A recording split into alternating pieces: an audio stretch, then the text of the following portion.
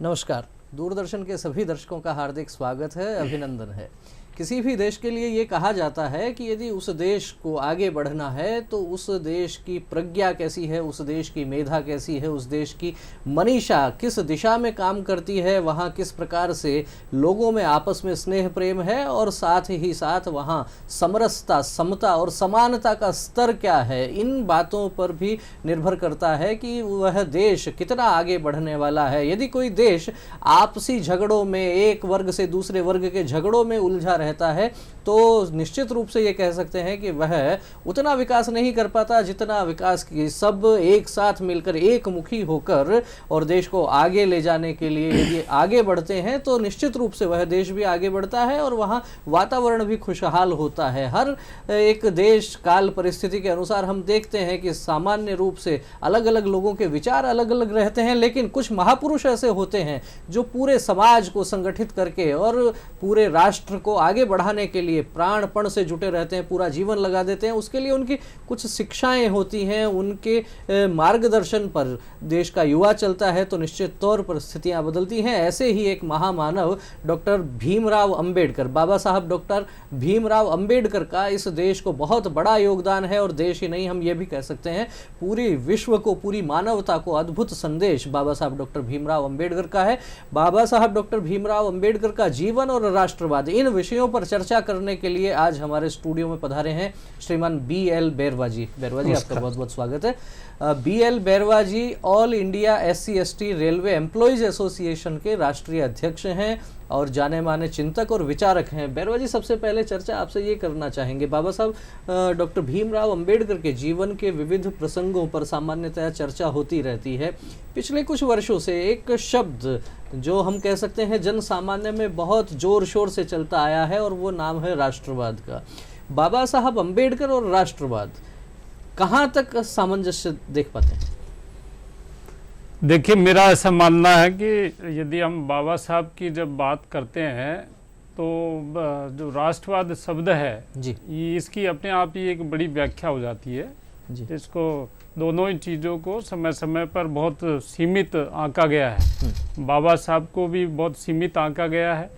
उनको दलितों का मसीहा, एक पर्टिकुलर वर्ग के लिए काम करने वाला जो हमारा नेता है संघर्षशील, वो उनको माना गया है। और इसी तरह राष्ट्रवाद को भी बहुत सीमित कर दिया है जी। राष्ट्रवाद को एक जो भौगोलिक सीमा है जी, उस तक सीमित कर दिया है, या जो राष्ट्रीय झंडारोहण है या जनगण मन है या जो कुछ सीमित चीज़ें हैं उन तक राष्ट्रवाद को सीमित कर दिया है। जबकि इन दोनों चीज़ों पर यदि हम चर्चा करें तो इनकी बहुत व्यापकता है जी। बाबा साहब डॉक्टर भीमराव अंबेडकर का जिस तरह से जीवन गुजरा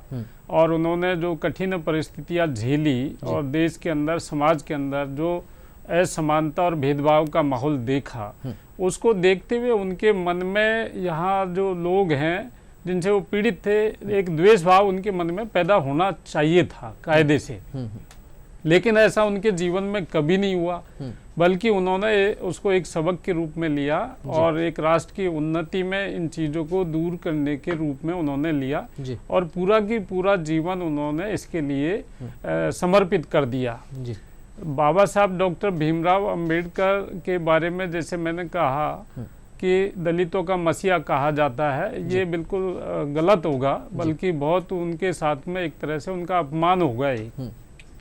क्योंकि बाबा साहब डॉक्टर भीमराव अंबेडकर ने उच्च शिक्षा ग्रहण करने के बाद जब उनको सार्वजनिक जीवन में काम करने का अवसर मिला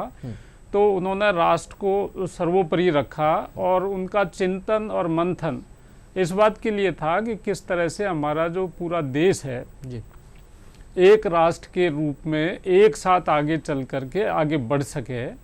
और इसके लिए जितनी भी कमियां हैं वो जब तक दूर नहीं होंगी तब तक ये जो ऑब्जेक्ट है ये पूरा नहीं हो सकेगा। तो उन्होंने उन कमियों को दूर करने के लिए संघर्ष किया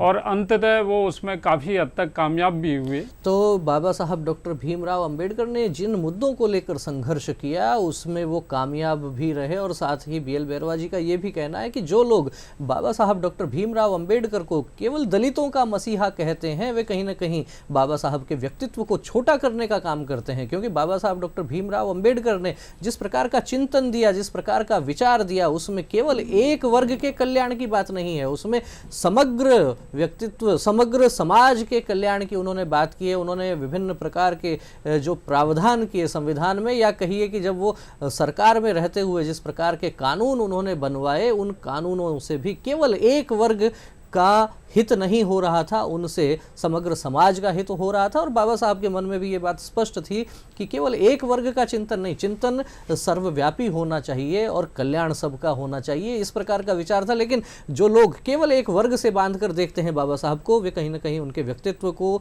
उस महापुरुष को छोटा करने का काम करते हैं। बैरवा जी, आपसे चर्चा ये भी करेंगे कि ऐसा कहा जाता है कि जिस दौर में बाबा साहब डॉक्टर भीमराव अंबेडकर को बहुत कठिनाइयों का सामना करना पड़ा, बहुत भेदभाव का उनको शिकार होना पड़ा, उस दौर में कई बार उन्होंने ऐसा भी कहा है कि देश की पहली आवश्यकता स्वतंत्रता है, लेकिन स्वतंत्रता से पहले कहीं ना कहीं आवश्यकता ये है कि जो हमारा सामाजिक ताना बाना है, उसमें जो अस्पृश्यता और छुआछूत है, वो दंश आज़ादी से कहीं ज़्यादा बड़ा है, गुलामी से बड़ा दंश जो है वो छुआछूत है। क्या कहना चाहेंगे? इसका एक सबसे बड़ा उदाहरण यह है कि जब हम आज़ादी की लड़ाई लड़ रहे थे पूरा देश, उस समय बाबा साहब भी उस आज़ादी की लड़ाई में शामिल थे। लेकिन आज़ादी से उनका मतलब ये नहीं था सिर्फ कि अंग्रेज भारत छोड़ के चले जाएं और हमारा देश आज़ाद हो जाए, बल्कि उनका ये मानना था कि जो हमारे देश के अंदर अंग्रेज़ों के जाने के बाद भी इस तरह की व्यवस्था है जिसमें हमारे लोग गुलामी का जीवन जीते हैं, तो उसका भी अंत होना चाहिए। और उसके लिए उन्होंने गोलमेज सम्मेलनों के माध्यम से अपनी बात को रखा, और वहाँ गांधी जी के साथ जो आज़ादी की लड़ाई है उसको एक अलग ढंग से उन्होंने लड़ा। और यही कारण था कि उनकी बात को माना गया। जो साइमन कमीशन यहाँ भेजा गया, उसने यहाँ की जो व्यवस्था है उसका अध्ययन किया और रिपोर्ट पेश किया। उसके बाद में वहाँ पर जो गोलमेज सम्मेलनों में जो चर्चाएं हुई, उसके बाद कम्युनल अवार्ड घोषित हुआ, और उस कम्युनल अवार्ड में बाबा साहब के द्वारा रखी गई बातों को माना गया। धीरे धीरे उन पर पूना पैक्ट और अन्य जो संविधान के निर्माण के समय कानून बने, तो वो जो बाबा साहब का जो थॉट था वो मूलतः ये था कि आज़ादी का मतलब ये नहीं है कि हम एक भौगोलिक सीमा के अंदर रहने वाले लोग, बाहर से जो आए हुए लोग हैं वो चले जाएं और हम आज़ाद हो जाएं, बल्कि उनका आज़ादी का मतलब ये था कि जो समाज के अंदर, जो हमारे ही देश के अंदर जो कुछ लोग गुलामी का जीवन जी रहे हैं, उनको भी आज़ादी मिले, उनको भी समानता का अधिकार मिले, उनको भी सम्मान से जीने का अधिकार मिले, और उनको भी देश के विकास में भागीदारी का अवसर मिले। बाबा साहब को मैं मतलब पूरे देश में नंबर 1 और सबसे बड़ा राष्ट्रवादी इसलिए कहता हूँ कि उनका जो विचार है वो बड़ा समग्र था, और वो चाहते थे कि हमारा देश वास्तविक रूप में उन्नति करे, विकास के पथ पर चले, और इसीलिए उन्होंने कमज़ोर, दलित, उत्पीड़ित लोग हैं उनको आगे लाने के लिए काम किया। तो कमज़ोर, पीड़ित और शोषित लोगों को आगे लाने का काम बाबा साहब डॉक्टर भीमराव अंबेडकर ने किया। जिस प्रकार से बैरवा जी हम ये चर्चा कर रहे हैं और बाबा साहब के इस कथन की जब बात होती है कि गुलामी के दंश से बड़ा दंश छुआछूत और अस्पृश्यता था, तो बहुत लोगों के मन में एक जिज्ञासा स्वाभाविक रूप से आती है कि जिस दौर में गांधी की बात करें, नेहरू की बात करें, या उस काल में जितने जो स्वतंत्रता सेनानी थे उनकी बात करें, तो उनका एक रास्ता था अंग्रेजों के विरुद्ध जिस प्रकार से वो देश को संगठित कर रहे थे। बाबा साहब की उस दौर में जब स्वतंत्रता के लिए संघर्ष हो रहा था, उस दौर में बाबा साहब की भूमिका पर क्या कुछ कहना चाहेंगे? मैंने जैसे ही बताया आपको कि बाबा साहब डॉक्टर भीमराव अंबेडकर आज़ादी की लड़ाई को एक अलग मायने से लड़ रहे थे। वो जो हमारे देश में गुलामी का जीवन जी रहे थे उनको भी आज़ादी दिलाना चाहते थे, और इसके लिए उन्होंने संघर्ष किया। गांधी जी की जो सोच थी भारत की आज़ादी के लिए, वो भी बहुत अच्छी सोच थी, लेकिन उसमें जो बाबा साहब की जो सोच है वो उससे भी बढ़कर के थी। गांधी जी का जो संघर्ष था वो अंग्रेजों को देश से बाहर करके और भारत को आज़ाद कराने का था, और बाबा साहब का जो संघर्ष था वो देश, अंग्रेज तो जाए ही लेकिन देश के अंदर जो असमानता है, जो गुलामी का जीवन जी रहे हैं, उनको आज़ाद कराने का उनका तात्पर्य था और इसके लिए उन्होंने संघर्ष किया जी। नहीं, लेकिन उस समय भी इसमें चर्चा ये करेंगे साथ में कि पहली प्राथमिकता बाबा साहब डॉक्टर भीमराव अंबेडकर की क्या रहती थी उस दौर में, कि समाज में समता और समानता ये पहले आए या पहले अंग्रेजों को बाहर निकाल दो, घर की बात हम बाद में देख लेंगे? नहीं, बाबा साहब का तो जीवन ही पूरा इस बात के लिए समर्पित रहा है कि समाज के अंदर जो असमानता, ऊंच नीच और भेदभाव का माहौल है ये पहले समाप्त हो जी, और ये समाप्त होगा तो हम पूरी तरह से आज़ाद कहलाएंगे। अंग्रेज यदि चले भी गए और ये नहीं दूर हुआ तो व्यवस्था पुरानी की पुरानी ऐसी की ऐसी कायम रहेगी। इसलिए बाबा साहब ने इन बुराइयों के लिए संघर्ष किया, और जब संघर्ष किया तो कई बार बाबा साहब को ये भी, एक बार तो ये भी कहा, जैसे कम्युनल अवार्ड की बात आई, पूना पैक्ट की बात आई, कि बाबा साहब देशद्रोही थे, तो लोगों ने उनको समझा नहीं। लेकिन आज जो कुछ वर्षों में बाबा साहब के जीवन संघर्ष को जिस तरह से उजागर किया गया है जी, और जो लोगों को समझ में आया है, उससे हमारे देश के हर वर्ग के व्यक्ति को, हर धर्म के व्यक्ति को ये समझ में आया है कि बाबा साहब दलितों के मसीहा नहीं थे,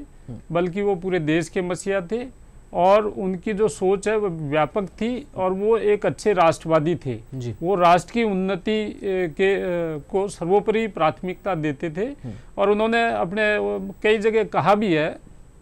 कि मैं सबसे प्रथम और आखिरी भारतीय हूँ, मतलब मेरी जो सोच है जी, वो राष्ट्रीय है और मैं शुरू से लेकर आखिर तक भारतीय ही रहूँगा। और आपने देखा देश में विदेश में उच्च शिक्षा ग्रहण की जी, कई ऐसे विद्वान जो देश में पढ़े, विदेश में पढ़े, उन्होंने विदेशों में जाकर के और अपने व्यवसाय किए, नौकरी की, अपने आप को वहाँ बस गए एक तरह से, और ऊंचे ऊंचे पद प्राप्त किए। लेकिन बाबा साहब ने ऐसा नहीं किया। जो शिक्षा ग्रहण की उसका इस देश के लिए उपयोगी उन्होंने साबित किया, और अपना जो जितनी भी बुद्धि प्राप्त की उसको देश के लिए समर्पित किया, चाहे वो संविधान निर्माण की बात हो। दूसरा, बाबा साहब ने कभी भी स्वार्थ की राजनीति नहीं की थी जी। बाबा साहब ने देश की उन्नति की बात की। आप देखिए, जब हिंदू कोड बिल जो जिसको वो पास कराना चाहते थे नहीं हुआ, तो उन्होंने अपने पद से त्याग कर दिया। जबकि आज विचारों के साथ लोग समझौता कर लेते हैं लेकिन पद नहीं छोड़ते, या पद पाने के लिए विचारों को त्याग देते हैं जी। और बाबा साहब ने ऐसा कभी नहीं किया। मैं एक बात और बता दूं कि इतने जो आंदोलन हुए, चाहे वो महाड़ सत्याग्रह हो, चाहे मंदिर में प्रवेश का मैटर हो, बाबा साहब ने कभी भी समाज को विभक्त करने की बात नहीं की, बल्कि उन्होंने समाज को जोड़ने की बात की। मतलब ये समझाने का प्रयास किया कि ये भी मानव है और मानव के साथ मानवता का व्यवहार होना चाहिए। और उनका ऐसा मानना था कि हम यदि सिर्फ वो राष्ट्र नहीं हो सकता एक सीमा के अंदर बंधा हुआ, कि मतलब एक देश की सीमा के अंदर जो है वो एक राष्ट्र नहीं है। असली राष्ट्र वो है कि इस देश के अंदर रहने वाले लोग हैं, वो उनको उनके साथ कोई भेदभाव नहीं हो, उनको सम्मान से जीने का अधिकार मिले और उनको भी मानव समझा जाए, तो सभी को समानता का दर्जा मिले। ये मूल विचार बाबा साहब डॉक्टर भीमराव अंबेडकर का था। और इस चर्चा में BL बैरवा जी ने यह भी स्पष्ट किया है कि बाबा साहब भीमराव अंबेडकर किसी भी वर्ग और समाज को तोड़ने का काम नहीं करते थे, ऐसा सोचते भी नहीं थे। वो सबको जोड़ने में विश्वास रखते थे, स्नेह प्रेम से सबको जोड़ के सबको एक साथ रखने का विचार बाबा साहब डॉक्टर भीमराव अंबेडकर का था। तो वास्तव में वर्तमान दौर में जो भी बाबा साहब भीमराव अंबेडकर के आदर्शों पर चलकर, उस दिशा में उनके शिक्षाओं पर चलकर आगे काम करने का विचार रखते हैं, उन लोगों के लिए भी यह एक बहुत बड़ा संदेश इस चर्चा में से BL बैरवा जी के माध्यम से ये निकल कर आ रहा है कि आपको किसी व्यक्ति या किसी संस्था या किसी समाज को तोड़ना नहीं है, आपको स्नेह भाव से सबको जोड़कर और शिक्षा और बाबा साहब के विचारों को आगे तक पहुंचा के स्नेह का वातावरण बना के आपको रखना है। BL बैरवा जी, जैसे कि हम ये चर्चा कर रहे हैं बाबा साहब अम्बेडकर की, उनके संघर्षों की, और वास्तव में जिस प्रकार के अत्याचार स्वयं बाबा साहब ने भी झेले थे, उनके कारण उनका मन अनेक बार ऐसा भी हुआ कि उनका मन बड़ा दुखी हुआ, मन खिन्न हुआ, और एक दौर में जब ये बात स्पष्ट हो गई थी कि उन्होंने कहा कि मैं जिस परिवेश में, जिन परंपराओं में मैं जन्मा हूँ, मेरा अंत, मेरा निधन उन परंपराओं में नहीं होगा, कहीं ना कहीं कुछ दूसरा विचार जब मानने की बात आती है, तो जब जो उन्होंने निर्णय लिया कि बौद्ध धर्म मुझे स्वीकार करना है, उसमें भी क्या कोई राष्ट्रवाद की खनक सुनाई देती है? बिल्कुल, जब उन्होंने 1932 के अंदर ये घोषणा कर दी थी कि मैं इस धर्म में पैदा होना मेरे हाथ में नहीं था जी, लेकिन क्या है कि मरते टाइम किस विचारधारा में मैं रहूँगा ये मेरे हाथ में है एक तरह से जी। तो वो इतना लंबा, और 1956 में उन्होंने धर्म परिवर्तन किया, बुद्ध धर्म ग्रहण किया, तो इतना जो लंबा दौर था, इसमें अनेकों धर्म उनके संपर्क में आए, धार्मिक जो लोग हैं, और उन्होंने उनको आकर्षित करने का काम किया। लेकिन उन्होंने ये पाया कि जो बुद्ध धर्म है वो हमारे ही देश का पैदा हुआ धर्म है एक तरह से, और बुद्ध धर्म वैज्ञानिकता पर आधारित है, जिसके अंदर छुआछूत, ऊंच नीच, भेदभाव का कहीं कोई स्थान नहीं है। बौद्धिकता पर आधारित एक धर्म है, और उसकी जो संस्कृति है वो कहीं न कहीं हमारे देश की संस्कृति से मेल खाती है, जिसको हमारे देश के लोग सम्मान करते हैं बुद्ध धर्म को। आपने देखा होगा कभी हमारे देश के अंदर दूसरे धर्मों को लेकर आपसी संघर्ष होते हुए आपने देखा होगा जी, लेकिन बुद्ध धर्म के को लेकर के कोई ऐसा बड़ा संघर्ष होते हुए आपने नहीं देखा होगा। यही कारण था कि बाबा साहब ने बुद्ध धर्म को ग्रहण किया, और इसमें कहीं न कहीं नहीं बल्कि 100% राष्ट्रीयता उनके मन में थी जी। बाबा साहब ये प्रयास बार बार करते थे कि मैं अपने लोगों की लड़ाई लड़ूं, लेकिन क्या है, लोगों में ये संदेश भी जाए कि मैं अपने लोगों की लड़ाई के साथ साथ देश मेरे लिए सर्वोपरि है जी। और ये इस बात को उन्होंने बार बार प्रमाणित करने का प्रयास किया। आपने देखा भारतीय संविधान जब बाबा साहब डॉक्टर भीमराव अंबेडकर को लिखने का मौका मिला जी, तो उन्होंने उस भारतीय संविधान के अंदर पूरे देश के विभिन्न धर्म, जाति, क्षेत्र के लोग हैं, उनको समान अधिकार देने का काम किया, और संविधान में उनको सम्मान देने का काम किया, और समान अधिकार उनको देते हुए और उनको राष्ट्र की मुख्य जो धारा है उससे जोड़ने का उन्होंने काम किया जी। तो ये बाबा साहब का, अदरवाइज उनके अंदर इतना राष्ट्रवाद नहीं होता, तो इतना बड़ा अवसर मिला था कोई भी उनको एक्सेप्ट नहीं करता जी।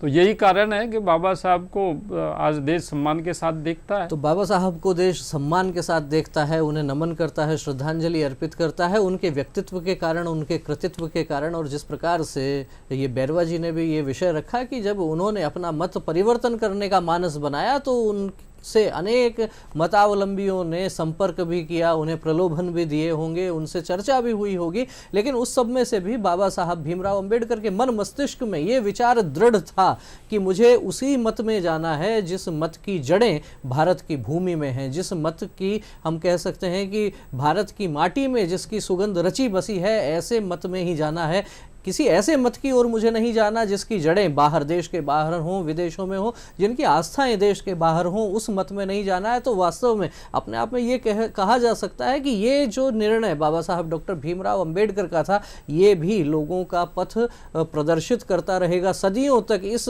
एक निर्णय से भी आप ये अंदाजा लगा सकते हैं कि बाबा साहब का चिंतन कितना गहरा रहा होगा। BL बैरवा जी, आपसे चर्चा ये भी करना चाहेंगे कि जिस प्रकार से संविधान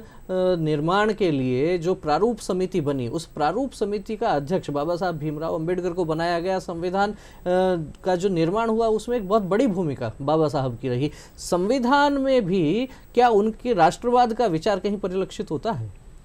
बिल्कुल पूरा संविधान में कहीं नहीं, पूरे संविधान का जो बेस है वो बाबा साहब की ने मतलब राष्ट्रवाद को लेकर के ही उसको संविधान को बनाया जी। और आपने देखा वो जैसे प्रारूप समिति की आपने बात की, अनेकों सदस्य थे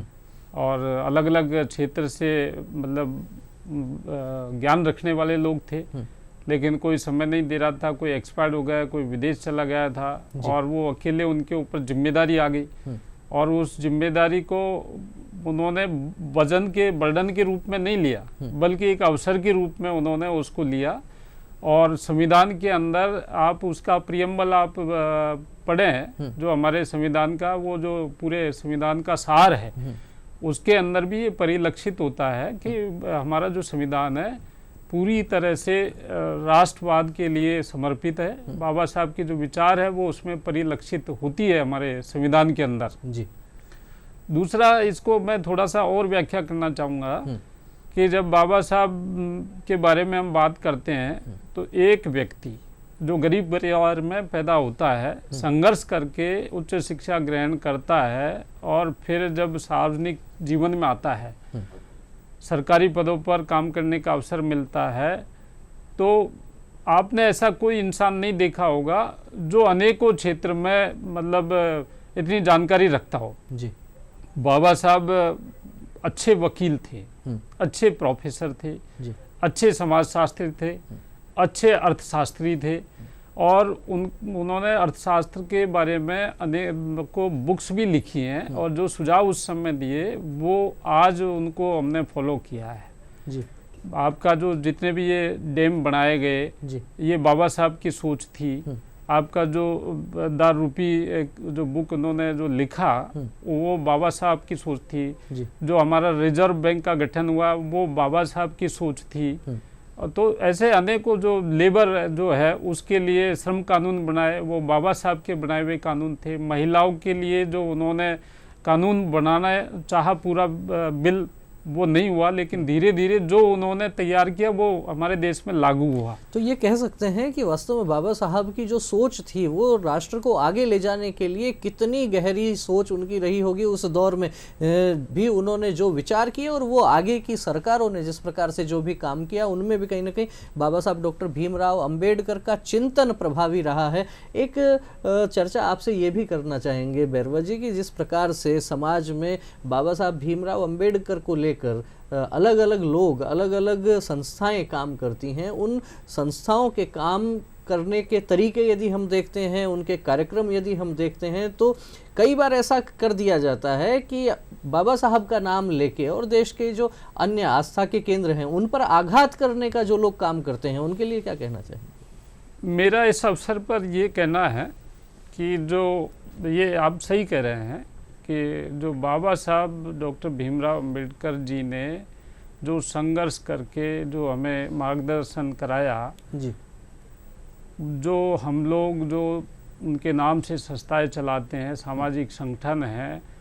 वो उनको बाबा साहब के प्रति आस्था प्रकट करते हैं, ये एक अच्छी बात है जी। लेकिन जो उन्होंने मार्गदर्शन करवाया और जो हमको ज्ञान दिया उस पर चलते हुए हमको देश और समाज की सेवा करनी चाहिए। उसमें कहीं न कहीं कमी आज है जी। मतलब हम लोग समाज के अंदर जो पिछड़े रह गए हैं, कमज़ोर रह गए हैं, उनको आगे लाने के लिए हमें काम करना चाहिए और समाज को एक दिशा देने का काम करना चाहिए। बाबा साहब डॉक्टर भीमराव अंबेडकर जी इस बात के सख्त खिलाफ थे कि उनको पुष्पांजलि करके और फूल माला अर्पित करके ही सम्मान दिया जाए, बल्कि वो चाहते थे कि जो संघर्ष उन्होंने किया है उसको हम लोग आगे बढ़ाएं। आगरा की एक रैली में उन्होंने कहा था जी कि मैंने कड़े संघर्ष के बाद इस कारवा को मैं यहाँ तक लेकर के आया हूँ, तो आप इसे यदि आगे नहीं ले जा सकें तो पीछे मत जाने देना। आज चिंतन और मंथन का विषय ये है कि बाबा साहब डॉक्टर भीमराव अंबेडकर जो कारवा को यहाँ तक लेकर के आए जी, उसको हम आगे ले जाने का कितना काम कर रहे हैं। ऐसा तो नहीं है कि हम कहीं पीछे ले जाने का काम कर रहे हैं जी। बैरवा जी आपसे जो है वो चर्चा ये करेंगे, कार्यक्रम अपना अंतिम चरण में है। बाबा साहब भीमराव अंबेडकर के विचार, उनका राष्ट्रवाद, उनका राष्ट्रवाद, उनका विचार, उनकी लेखनी, उन सब से आज के इस दौर में खासतौर पर युवाओं को किस प्रकार से क्या प्रेरणा लेनी चाहिए, क्या संदेश है? युवाओं के लिए बाबा साहब एक टाइम युवा वर्ग है वो भी बाबा साहब को नहीं समझ पा रहा था, लेकिन आज हमने देखा है कि युवा जो हमारे हैं, चाहे वो किसी भी जाति धर्म के हों, आप अनेकों अवसर पर देखते होंगे अलग अलग जाति धर्म के लोग, युवा जो हैं वो भी बाबा साहब की आइडियोलॉजी को समझने लगे हैं और उनके प्रति उनके मन में एक सम्मान पैदा हुआ है। युवाओं के लिए बाबा साहब का जीवन बड़ा प्रेरणादायक है, क्योंकि हम देखते हैं कि हमको संपूर्ण जो सुविधाएं मिलती हैं तभी हम कुछ शिक्षा ग्रहण करने का सोचते हैं, अन्यथा एक बहाना एक तरह से हम ले लेते हैं और जब संघर्ष का अवसर आता है तो हम पीछे हट जाते हैं। तो बाबा साहब का जीवन है युवाओं के लिए अत्यंत प्रेरणादायी है कि उन्होंने जिन कठिन परिस्थितियों में संघर्ष किया, देश को सर्वोपरि रखा, राष्ट्र को एकजुट करने का काम किया और बुराइयों के खिलाफ उन्होंने जो आंदोलन किया, इस दिशा में युवाओं को काम करना चाहिए। और युवा वर्ग जो है वो एक देश की एक तरह से नब्ज है जो इसको दिशा को बदलने का काम कर सकती है। जी, तो ये स्पष्ट रूप से कहा जा सकता है कि बाबा साहब के जो विचार हैं वे युवाओं के लिए भी बहुत प्रासंगिक हैं। और किसी ने ऐसा कहा है कि जो भी कोई व्यक्ति देश और समाज के लिए काम करने लगता है तो उसकी राह में जिस प्रकार से बाधाएं आती हैं, सबसे पहले उपेक्षा होती है, फिर उपहास होता है, फिर निंदा होती है और आखिर में कई बार ऐसा कर दिया जाता है कि वह व्यक्ति जो असाधारण कार्य कर जाता है अपनी जिजीविषा से, अपने संघर्षों से, उसे भगवान मानकर उसे मंदिर में बैठा दिया जाता है और वास्तव में ये कह दिया जाता है कि ये इतने बड़े काम, इतना संघर्ष, इतना ये तो कोई विरला व्यक्ति ही कर सकता है, ये सामान्य व्यक्ति के बस की बात नहीं है। बाबा साहब का स्पष्ट रूप से ये कहना था कि उन्हें भगवान बनाकर मंदिर में मत बैठाइए, उनके जो विचार हैं खासतौर पर शिक्षा, और उस शिक्षा को आगे लेकर जाइए समाज के हर तबके तक, समाज के हर वर्ग तक। शिक्षा का प्रकाश यदि आप फैलाएंगे तो निश्चित रूप से यह राष्ट्र आगे बढ़ेगा। शिक्षा के साथ में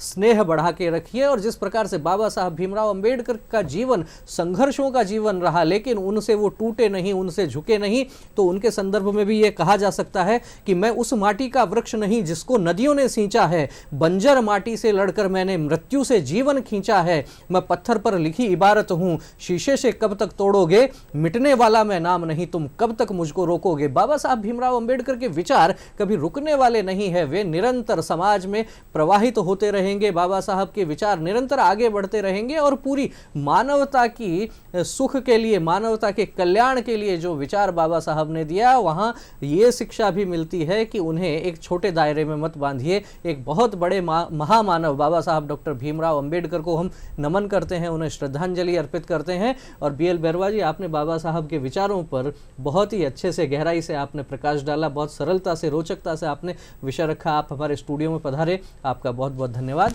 नमस्कार। नमस्कार।